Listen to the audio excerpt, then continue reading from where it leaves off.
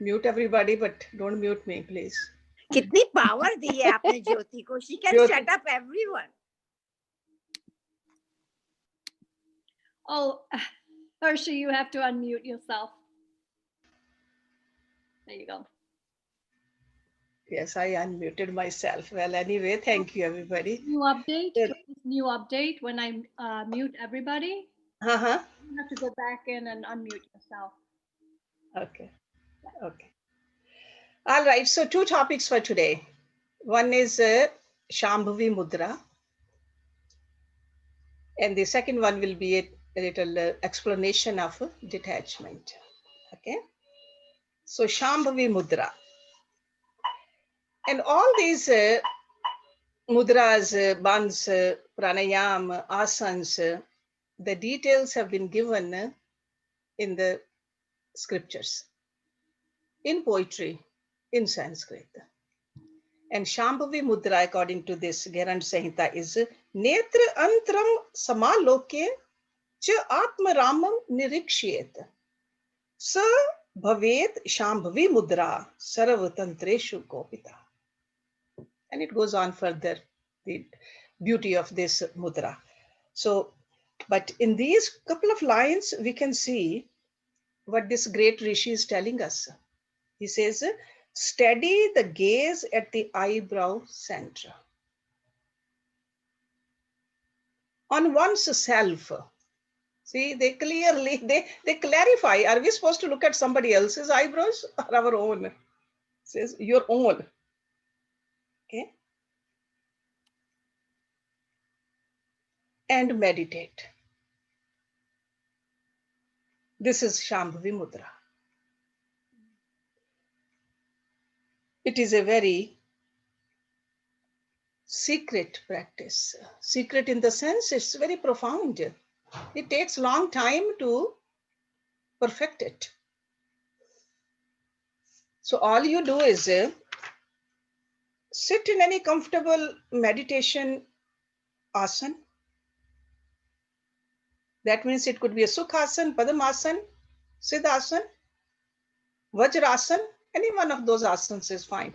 As long as you keep the head and the spine upright and straight, place your hands on your knees, downward or upward does not matter, as long as they stay there. Close your eyes and relax the whole body. Relax all the muscles of the face. So consciously just bring your attention towards the facial muscles, including the forehead, the eyes, and behind the eyes. See, like a back of the eyes, just relax. Then slowly open the eyes. Look ahead at a fixed point. Keeping the head and the whole body absolutely still. Next, look upward and inward. So like a back, neck, head straight, still. Open your eyes, look up. Then look in. Focusing the eyes at the eyebrow center.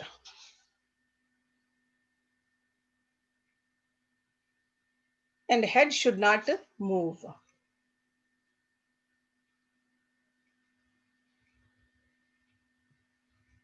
And stay there for some time.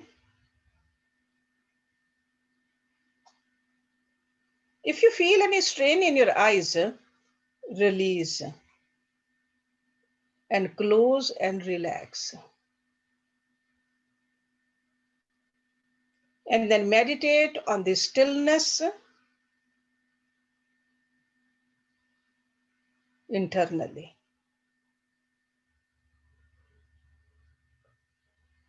The dark space in front of the closed eyes, that's where you are supposed to meditate at that point.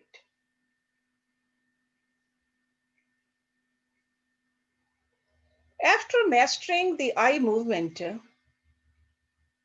you can coordinate with the breath also. Breathe in slowly while raising the eyes, and breathe out as the gaze is lowered. Okay, so breathe in when you are looking up, breathe out when you are relaxing. But you can do several rounds. Start with 5 rounds and then gradually increase.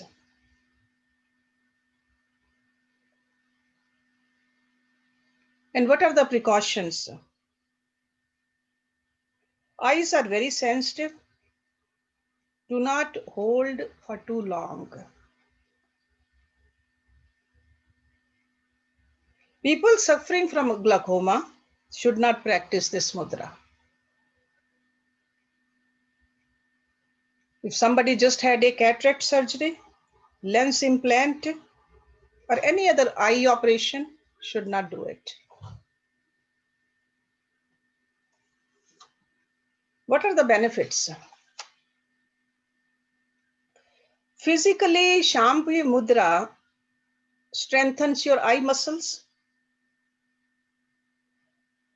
and releases accumulated tension in this area. Mentally, it calms the mind, removing emotional stress, anger, and worries.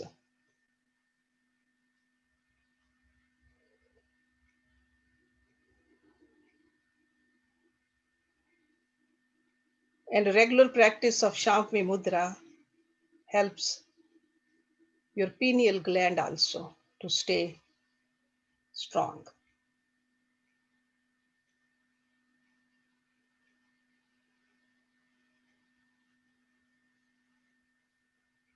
So this practice basically leads to control over the mind and prana.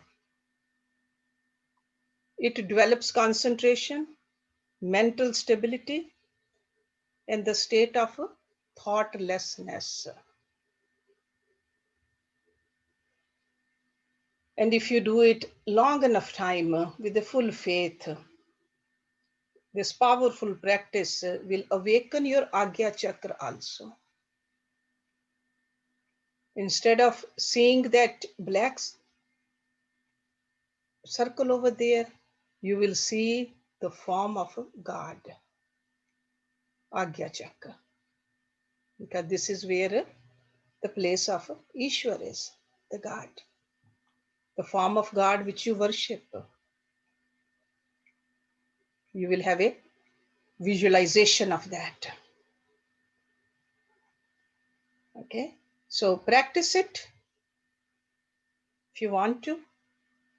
And then if you want any further explanations, or when you practice something does not make sense, then you can definitely call me. Okay. So Shambhavi Mudra. So next week I'll go over some other mudra. Any question before we move to our next topic of the day? Hershji, is this Shamli or Shambhavi? Shambhavi. SHAMBHAVI.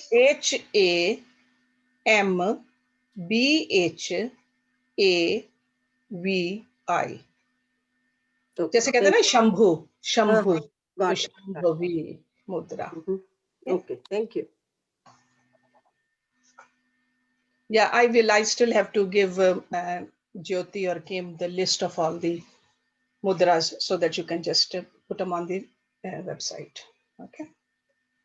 So anybody else? Okay, today's topic. Manju has a quick question before you start. Yes, Manju. Namaste. Okay. So if you could show us one time, but maybe at the end of the class. One time I'll show you. Just I'm sitting in a perfectly still position. Okay. With my eyes closed. Then I Slowly, I open my eyes, look in the front at one point, then raise my eyes without moving my neck or head and look up, and then squint.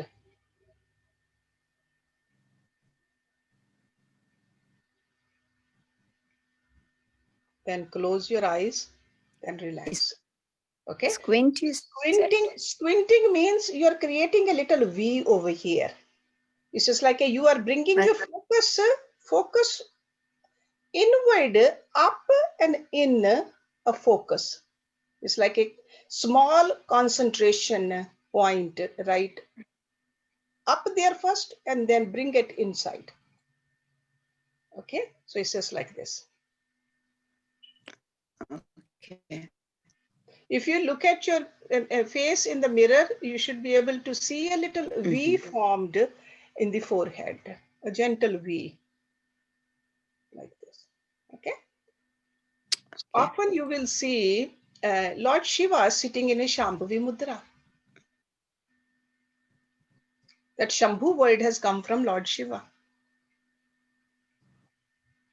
See, still aware of outside, but attention is inward. Okay, so it's like almost half eyes open, but attention is inside. So that means that externally you know what's happening. Because when you are meditating completely, you shut the outside. In the Shambhavi Mudra, you are still aware of what's happening outside, but you are concentrating internally. Okay? Hershey. Yes. So blinking will happen. Are we restraining our blinking?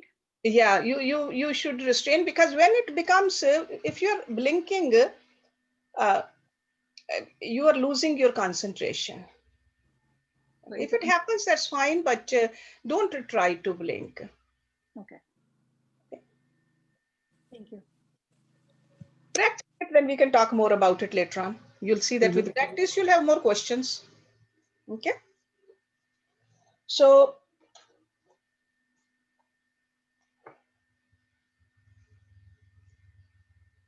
today's topic is, it's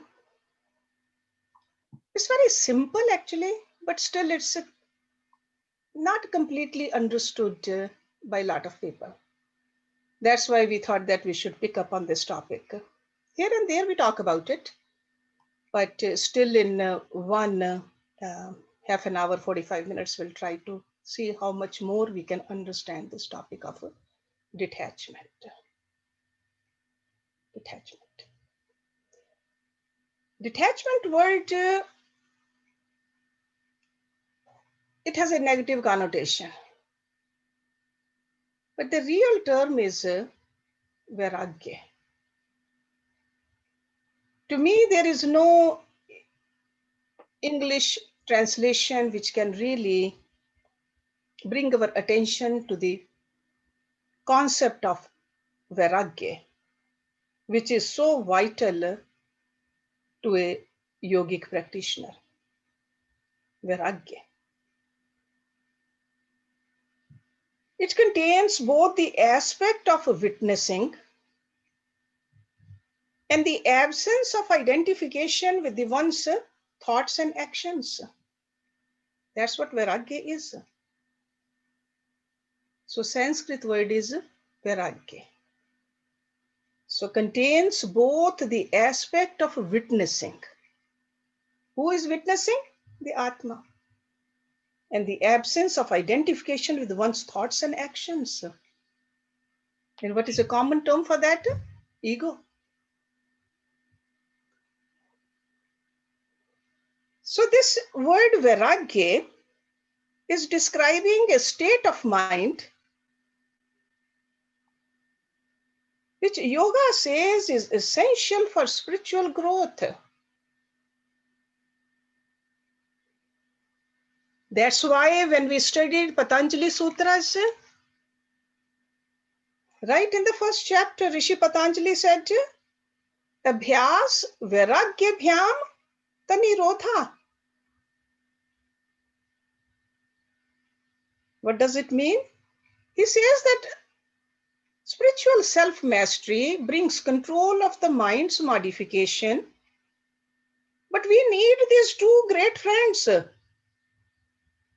One is called abhyas, that means practice, and the other one is called vairagya. Abhyas vairagya bhyam tanirodha.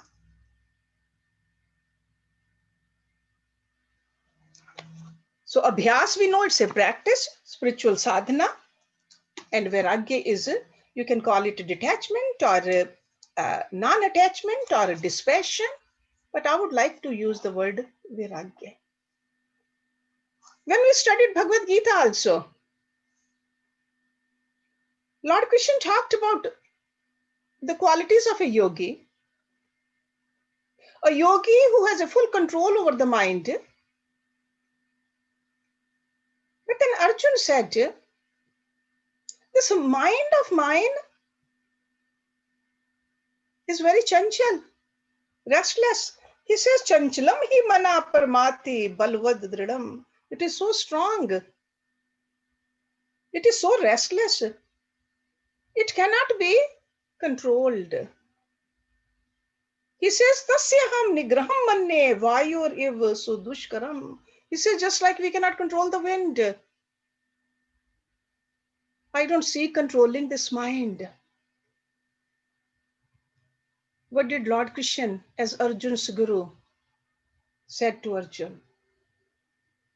He said, asanshyam mahabaho mano dur nigraham chalam. He says, I understand. It is strong, undoubtedly. Difficult to restrain. But then he said in the second line, abhyasen tu konteya vairagyen cha grihate. But with abhyas and vairagya, you can control it.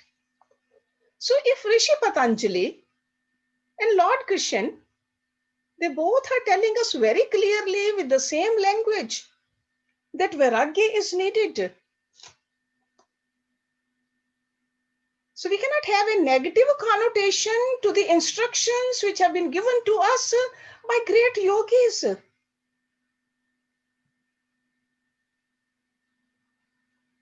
Let me tell you what vairagya really means. It's a complex word, V and rag. Rag means attraction. When it's a rag alone, it is one of those obstacles. You remember? Avidya, abhinivesh, asmita, rag, dvesh. You remember that? Those 5.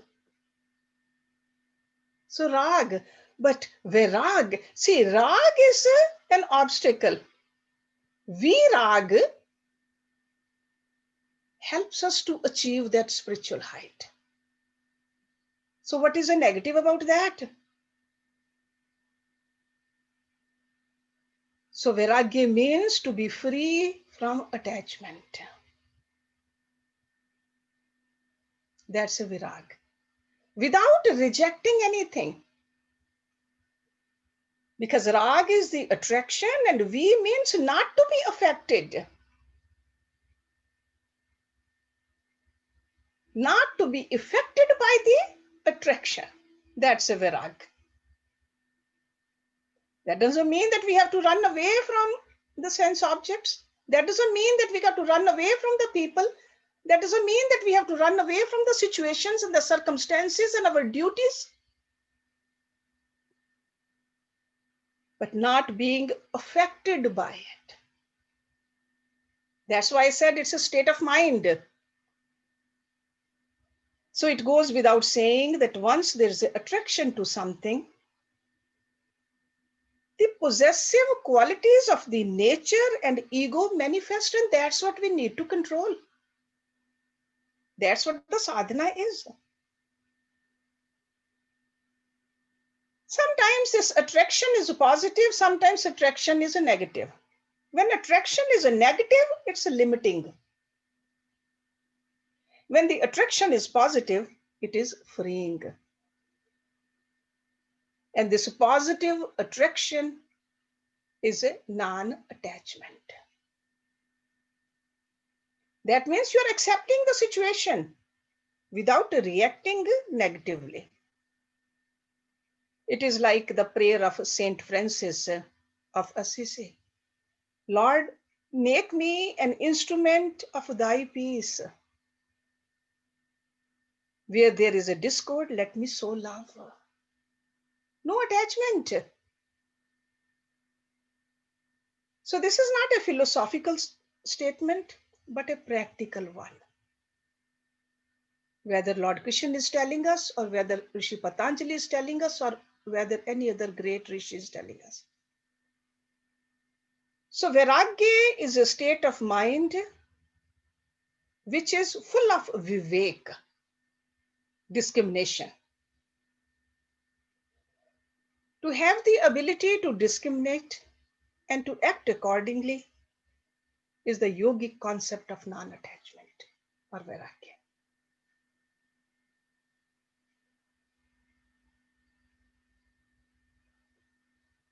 People remain stuck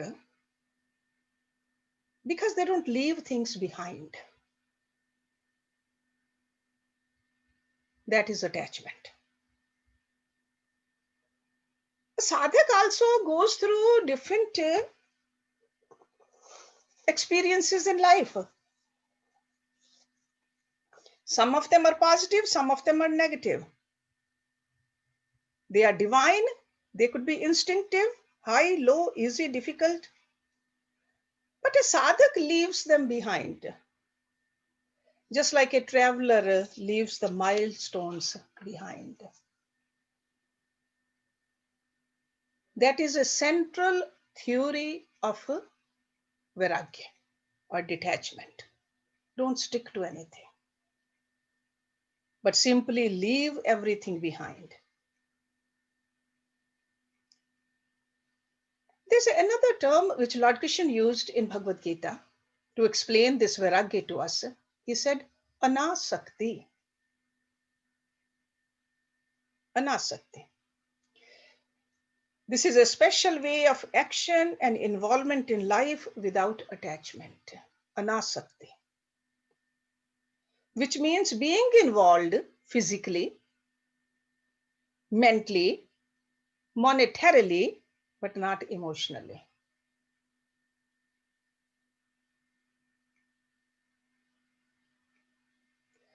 See, ego at the identification with ourselves, who we are, is perfectly kept in our mind. Just like an actor does while playing a part. Never forgets who or she is. The same way we got to remember who we are, just to play our part. That's why Swami Vivekananda said, act, but do not allow the action or the thoughts to produce a deep impression on the mind. Let the ripples come and go. Let the huge actions proceed from the muscles and the brain.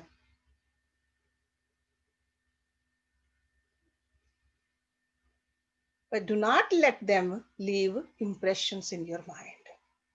This is the technique.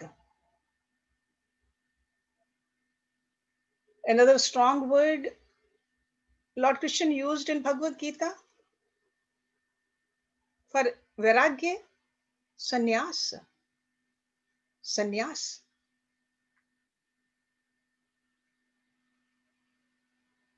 What did he say when he talked about sannyas or Vairagya? He said, renounce the selfish actions.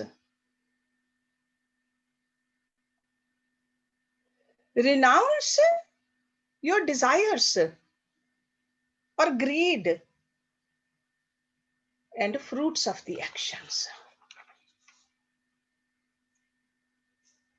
He said it very clearly in the last chapter that selfless and virtuous actions conducive to the welfare of others should not be abandoned.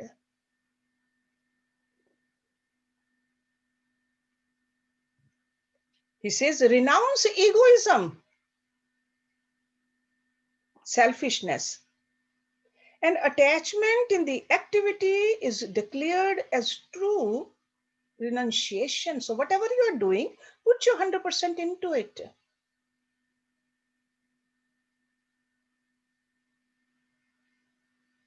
And he talked quite a bit about desires and the attachments. How are they linked? Because desire and attachments are the two aspects of life which control, regulate, and guide the expressions. Desire is for the fulfillment and attainment of what is wished.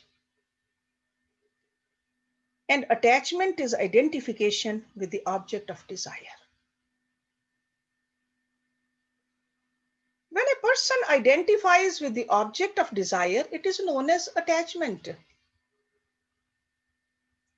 But when a person simply witnesses the desire, the desire becomes a motivating factor to act in life. So we got to be clear about these principles in our life.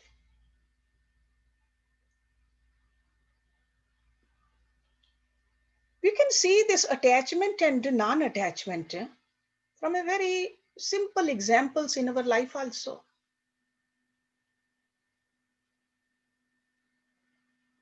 A well-known, very competent surgeon is unwilling to operate on his own son. Why? Attachment. So even if you're competent, and when you get attached emotionally, your competency goes down.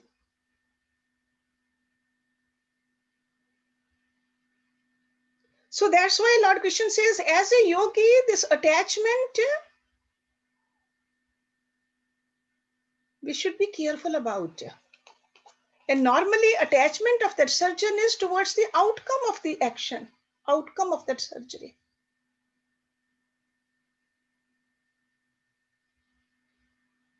So it's a detachment not from the action, detachment from the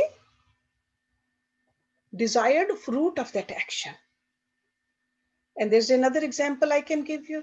If there is a small child at home, child is sick, parent has to work, parent hires a nurse or a babysitter to take care of the child at night. The babysitter is not sleeping because it is her job to take care of the child, but the parent is not sleeping either, even though parent is not taking care of the child. Parent is not sleeping because of the attachment to the child. And there's a stress also, there's a nervousness also, there's anxiety also. But the nurse or the babysitter is up doing the job without any tension, without any worry, without any stress. So it's not the work which is giving the stress, it is the attachment to the result is giving the stress. So that's why Lord Krishna said to be a yogi, abhyas and vairagya is very, very important. So detachment is not just the physical separation of the two individuals or objects. Detachment has to be practiced on a different plane altogether. And it's a process. It's not that one day we are ragi and the next day we can be vairagi. Ragi is fully attached and vairagi is detached. It is definitely a process. And what do the scriptures say? How do we really develop this? How do you go through it? Answer is again in Bhagavad Gita. Because it's not that Lord Krishna tells us, do the abhyas and vairagya, and he just leaves us there. Again and again in the entire Gita, he tells us how to practice this. You all have the Gita with you. Look into chapter 5 after the class, verse number 10. while living as a human being with a detachment. He says, he who performs actions, offering them to Brahma. This is the key word, offering them to God. Brahmanya adhaya karmane sangam tyaktva kroti lipyatena sapapena padam patram vimapsa. So he who performs actions, offering them to Brahma and abandoning attachment, he says, is not tainted by sin, as a lotus leaf is not tainted by water. So in other words, whenever we do something, do it for God. So that's how we can cultivate detachment or vairagya gradually. First, it will be limited, probably more intellectual, and most probably you'll have to think about it. But later on, it will become your habit. Whether you're eating or walking or reading or helping or sleeping, you offer it to God. I'm doing it for God.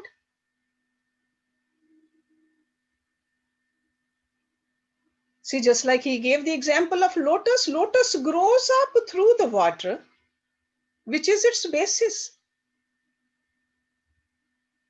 Without water, there would be no lotus. It would be logical to say that since the lotus lives in water, it must get wet. See, just like we live in Maya and we say, how can not be affected by Maya? But the example of the lotus is because it does not get wet. Whether you touch the petals of a lotus flower or leaves of a lotus, they are found to be absolutely dry. And that's how the yogi's mind is. Never gets affected by the Maya. So detachment is from the Maya. And so, a very simple way, he says that when you offer everything to me, to God, then you are getting attached to God. Because as long as we have a mind, it will be attached to something. Attach it to the real thing, not to the temporary thing.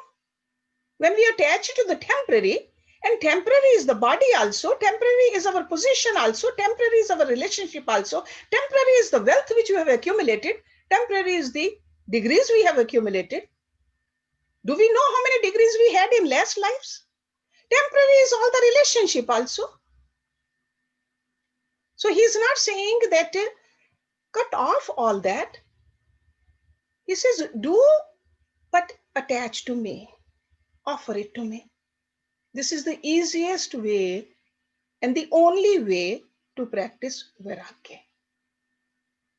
He is not asking us to go into the caves or into the mountains or wear orange clothes. Lord Krishna did not tell Arjun that. Lord Krishna told Arjun to wage this war, do your duty, but do not focus on the fruit. Put your mind and intellect into me. That means offer it to me. Throughout Bhagavad Gita, Lord Krishna is saying the same thing. The sages, they also cite another example for vairagya. They say tongue lives among a set of 32 teeth. The tongue, our own tongue lives with 32 teeth. At any moment, the tongue can be bitten to pieces. But despite that, it manages to remain unharmed.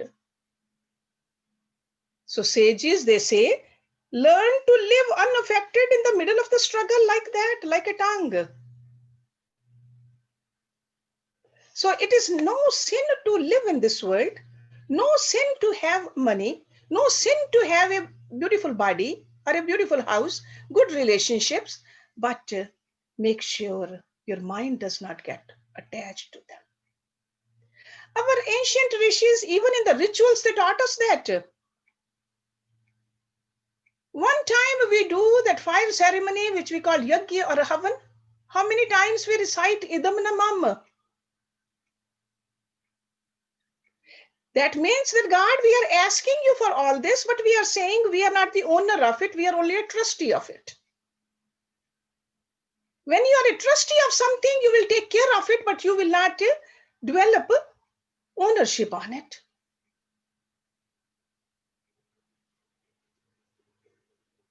So detachment has to be cultivated gradually with this understanding this intellectually. That's why I said that Vivek has to be risen up. Vivek is what is real, what is unreal. Vivek is what is temporary, what is permanent. And we need to know that.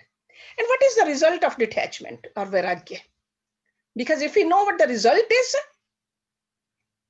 then we are more inclined to cultivate this quality in ours. It's a quality. Attachment brings pain and misery. And we all know that. Nobody has to tell us that. Even if a physical attachment to something, it gives you pain and misery eventually. See, for example, if I lift this water, somebody says, no, you got to keep it in your hand 24/7. It will give me pain in my arm. But this is in the mind we are keeping it, something. Attachment is with the mind. So that's why I said attachment brings pain and misery, while detachment brings calmness and contentment.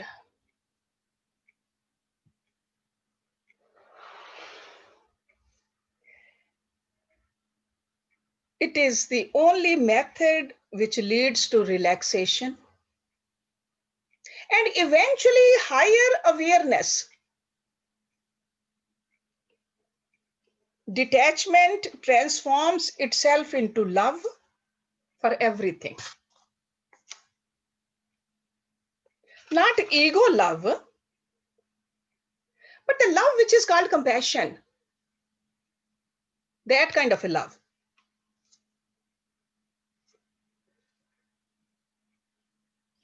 See, ups and downs are part of everybody's life. But this detachment gives us a mental strength to go through the ups and downs of life, or even the grace crisis, and we do not get shaken up. No matter how grave those crises are. Attached person will get shaken up very easily, but a vairagi will not. Because vairagi accepts the life as it is, with its conflicts, with its hardships, and even with the apparent unfairness. This is renunciation.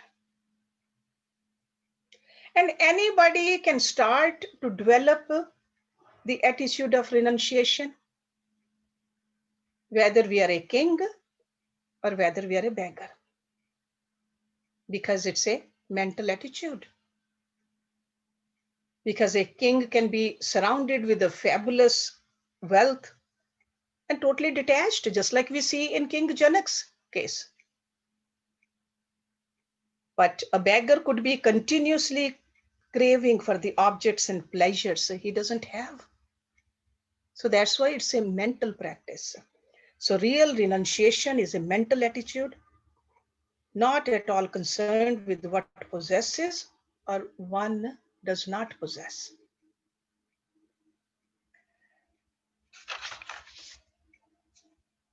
So remember vairagya, the definition, and then remember anasakti. That is another word for detachment.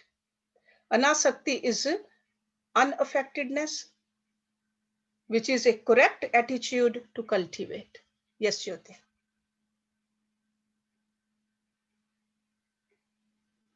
Is there a question?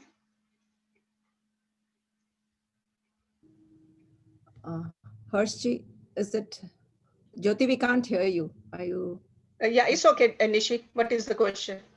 My question is, how do we fit in this detachment with what we have been learning about the law of attraction, to visualize, seeing that we have what we want, which is the outcome, and visualizing, seeing things from the end, as we've been reading with Wayne Dyer. How do we fit in the two together? Wayne Dyer mainly talks about a very initial stages of a practitioner's life, because initially people are concerned about what they have, what they don't have. Okay, this detachment that Rishi Patanjali or God, Lord Krishna is talking about higher grades of spirituality. Okay, yeah. Thank you. That's why Friday's readings are always about New Age books, because most of the people are concerned about that. But this detachment is taking us towards the higher level, where whether we have it or not doesn't even matter, because in reality, we are one with God. That's where we are going. Okay, so it's like but the main thing I want to tell you, that it's not a detached person or a Vairagi will not do his duties. Lord Ram did his duties. Lord Krishna did his duties and told his disciple Arjun to do his duties. But the detachment is basically from the outcome of the duty. Do not get attached to a certain fruit. So it's almost like if we have a child, a son, even a grown-up son or a daughter, and does not care for us. Should we become indifferent? That being indifferent is not a detachment. Because as a parent, it's our duty. We must try to improve the son's or the daughter's attitude as a parent.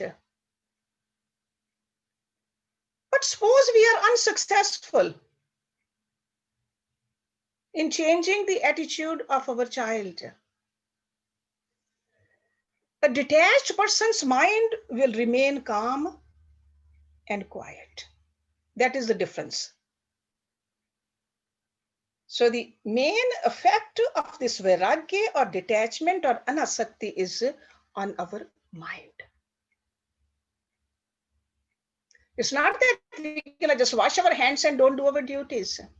Keep on doing the duties.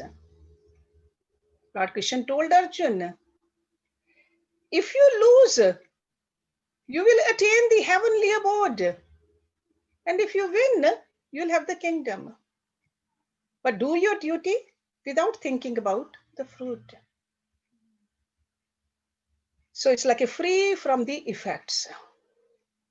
And what are some of the common errors which are made practicing non-attachment? We just want to make an external show. We want to change our attire. We want to change our looks. We want others to know we are detached. We are sannyasis. That is a common flaw. Or we even start speaking in words, oh, I'm so detached. That's a flaw. We don't need to announce it to the world that I'm so detached now. Because otherwise we'll become fanatical. So renunciation or the detachment or the vairagya does not mean renunciation of actions, but of doing the actions even properly. We cannot just keep on thinking about it. And how can we really develop it? I gave you one example, that offer it to God, definitely. But let me give you a couple of other hints which I see it in Bhagavad Gita. Lord Krishna tells Arjun to keep his action and attachments separate. He says, keep your actions and the desire for action separate. So that means that know the difference between these two.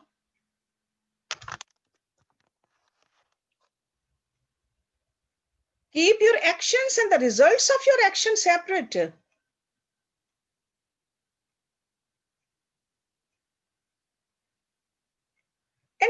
point, there is expectation from the action, and you are looking for a gain and loss from the action, mind will become entangled in the action. Be watchful of that. In the manner the mind continues to become pure, because the objective of this vairagya is purification, guys. When it gets entangled, impurity comes. When you become entangled with the sense objects, more desires arise, more attachment crop up, and then mind just keeps on moving like a wind. So involve yourself physically, mentally, wholeheartedly in the present moment that you are performing, but do not take your mind in the future, into the fruits. So that's how this becomes a tool for purification. Another thing which really comes out of vairagya is a person becomes fearless and bold. It gives you a freedom which you really cannot define. Because attachment keeps you constrained, full of fear. And this is the master key to open the realms of bliss. Because Lord Krishna said, fearless person is a jnani. Fearless person is a yogi. Fearless person is a bhagat. So this vairagya, attitude of vairagya, or state of mind where we are cultivating vairagya, it brings us to that level where our real growth starts to happen. And I'm talking about the spiritual growth. In Bhagavad Gita, Lord Krishna in 3rd chapter, verse number 19, he says, always perform actions which should be done without attachment. Tasmat saktaha sattam karyam karam samachar. Then he says, for by performing action without attachment, you can reach the Supreme. I mean, again and again, throughout Bhagavad Gita, he talks about it. He gives us the benefits of it. He tells us how to do it, why to do it. But ultimately, practice of this is in our hands. Because that's why at the end, he says, do as you wish. I have given you all that. So whatever I talk today, it's not from anywhere else. It's just from Bhagavad Gita itself. Because continually Lord Krishna uses the word detachment throughout the Bhagavad Gita. When he discusses Karma Yoga, when he discusses Bhakti Yoga, when he discusses Jnana Yoga also, or the sannyas term itself when he explains. But still, people misinterpret detachment and connect it with what? Carelessness or irresponsibility.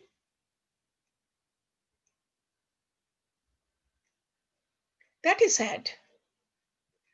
A great yogi lived a life like a yogi, fully active, in a detached manner,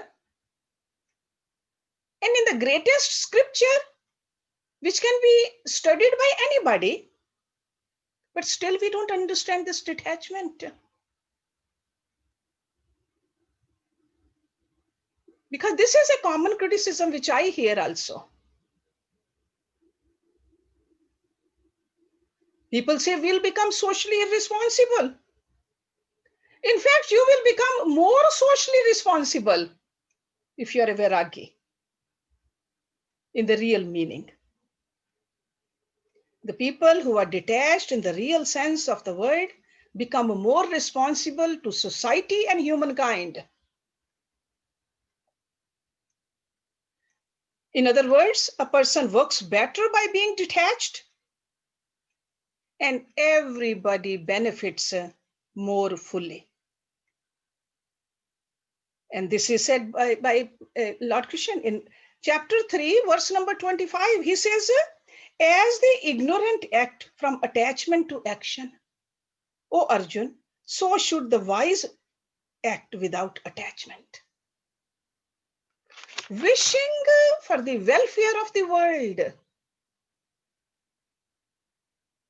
for the benefit of the society, not for yourself. Yes, Jyoti. Pankaj has a question. Who does it?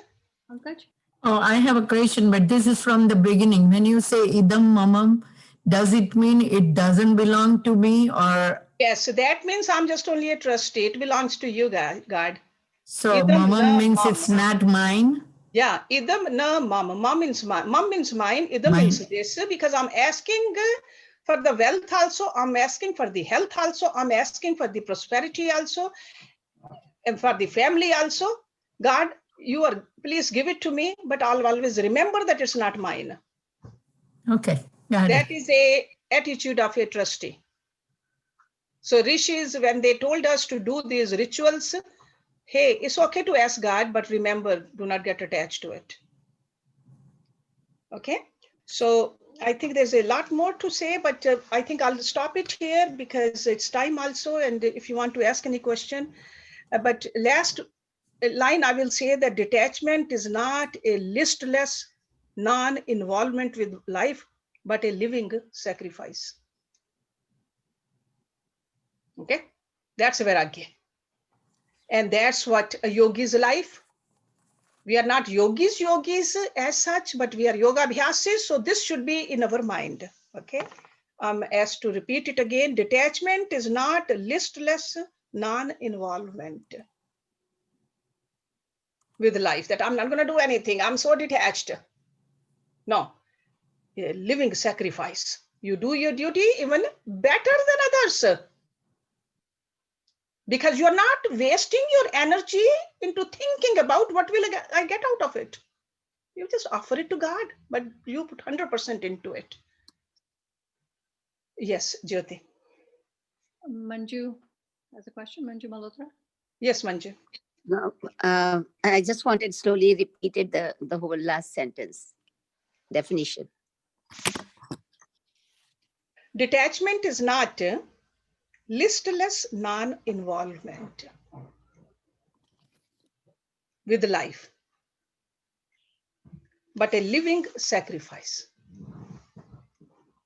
To me, that is detachment. That's Vairagya.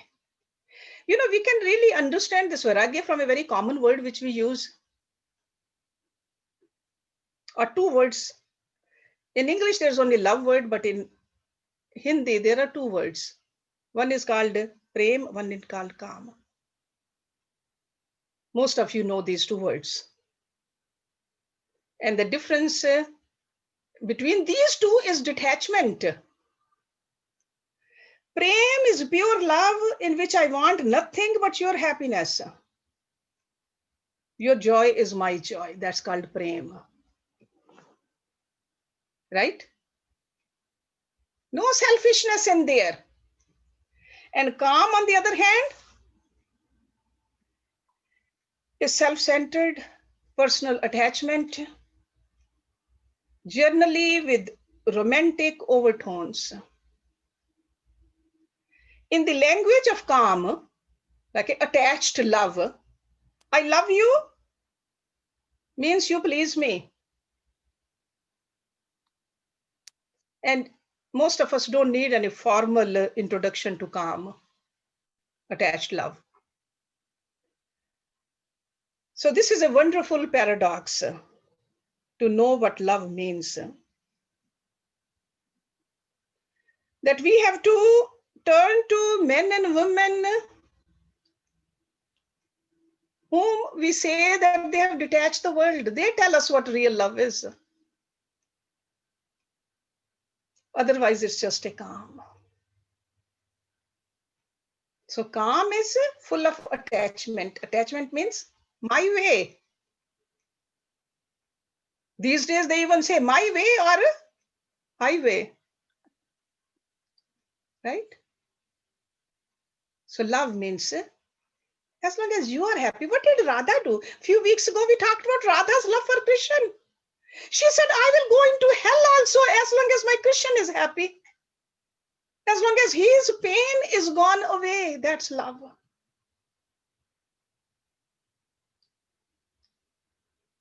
So, yes, Jyoti. Kim has a question, Kim. Yes, Kim. Unmute. Yes, good morning, Hershji. Thank you so much. My question is, when we talk about Vairagya being freedom from attachment, you broke down the definition of the word as not being affected by attraction. We normally think of attachment as attachment to objects of our desire, objects that are pleasing. But could this be directly translated to objects that we do not want, that of aversion? Is attraction the same as aversion? Yeah, it could be aversion also. See, Rag and Dvesh, they both are like two sides of the same coin. Yeah. So is attraction the same as aversion? Repulsion also. Yes. In the way that affects the mind, that affects the mind, that clings to the mind. Yes. Okay. The attachment is really a clinging to the mind. So sometimes somebody said something wrong to us. It really hurt us, and we keep on thinking about it. We don't want to think about it, but we still keep on thinking about it. That's attachment, right? Yeah. Sometimes we say that person hurt me. I will never forgive or forget that person. What are we doing? We are clinging to it. The easiest way is just throw it out, detach. Attach the mind. To me, the easiest thing is attach the mind to the higher. It will get detached from the lower. So that's why Lord Krishna gave us that beautiful verse, which I recited earlier, that he said, just offer it to God, Brahm. This is, and again, it's a practice. It's not going to happen just by wishing about it, thinking about it, reading about it, listening to it. No, it will definitely take some practice. First, what we do is think about God. Morning and evening. Then every hour, then every half hour, then it just becomes a habit. You can never forget God. That's how you attach. Attach to God, detached from everything else. Okay? So it's not that you are not doing your duties, you are taking care of everything, but more beautifully, without even thinking about it. And that's what I always use, that very common Hindi word, live a life with a Sahaj Sabhav. Sahaj. Effortlessly live. Just like birds fly in the sky, effortlessly, without leaving any imprints. The same way we got to live. Vivekananda ji said that. Effortlessly.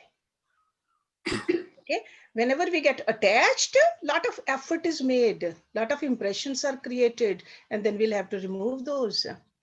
We are creating for more work for ourselves. Anybody else? Yeah. Namaste, Hershji. Namaste, Padmini. A quick question. So beautiful the way you explain everything. Thank you. And you make it sound so much easier. And I know it's doable. It's easy. It's very easy. To me, this is easier. See, to keep on holding this day and night is hard. To put it down and use it when I need to use it is easier. Yeah, I'm still it's struggling. Not that we should not drink. We should drink water, but I don't need to carry. That's why it's always amazes me that people carry their water bottles with them. That's attachment. I'm still struggling, detaching, and I've talked to you about this from my parents, particularly my father and one of my children. So still working on it, detaching from the attachment with them. And sometimes it's harder to do so. Yeah, no, it's not. If you keep on thinking it's harder, it will become even harder. It's not hard. Just do your duty. That's it. Remember the verse number 14 in chapter number 18. Read and reread and practice. Okay? Because otherwise we think we are the doer, we are the creator, we are the full responsibility we have over our children also, our parents also. We don't. We really don't. That is attachment. That's attachment to our ego. Yeah, yeah. We don't. No, thank you. Yeah. We are only a one little speck. So reread this verse number 14, chapter number 18. If you want to get rid of the ego, to me, I think that is the solution for the whole this attachment problem. Yes. Yes, Jyoti. Thank you. Thank you. Hershey, we had talked earlier about Om Tat Sat. So Om Tat Sat, yes, definitely. So we were saying earlier that when you eat something, you can say that. Because right now we were talking about offering to God, whether you eat, you sleep, everything. What exactly was Om Tat Sat? What does it mean? Om means, Om, this is like a 3-syllable declaration by Lord Krishna to us whenever you are eating, whenever you are offering, whenever you are doing the yajna, just use these 3 terms, Om Tat Sat. Your mind will connect to that. Om means God. Yes. It's a name for God. Tat means that. That is my goal. My goal is God. And Sat means the truth. So my goal is not how much I'm giving, where I'm giving, what I'm eating, where I'm going, how I'm reciting the mantras. My goal is Om, which is that, and which is the truth, ultimately absolute truth. Because when I give, it could be relative truth. Maybe they'll use it properly or not. That's always relative. But while giving, just to say, I have done my homework, now I just give. Because it's my duty to do. Okay, so Om Tat Sat is Lord Krishna made it little simpler for us. He said just say these 3, but it's not only recitation of these 3 terms or words, it's more like understanding the meaning behind it. Okay, and it will come up in our Sunday's class again, this Om Tat Sat in detail. I'll talk about it. Because Lord Krishna has spent almost half the chapter with these 3 terms. Okay, so today I know I have taken too much time. Yes, Jyoti. Nishi says she has a bhajan that she can play. Okay, all right. Nishi, is it a small one? Because I think today we don't have that much time. So just play for a couple of minutes. And anybody else has a question before that? Because this topic is a pretty... See, these topics normally when I talk over here, it takes about 2-3 hours. So in 45 minutes, I hope you got something out of this class today. But main thing is that don't think it's a negative term.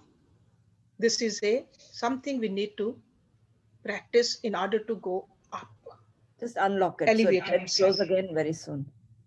So just remember that at least, and then later on you can just go over more and more about it and have your own personal understanding of detachment. Okay, all right, Nishi, please. Thank you. Thank you.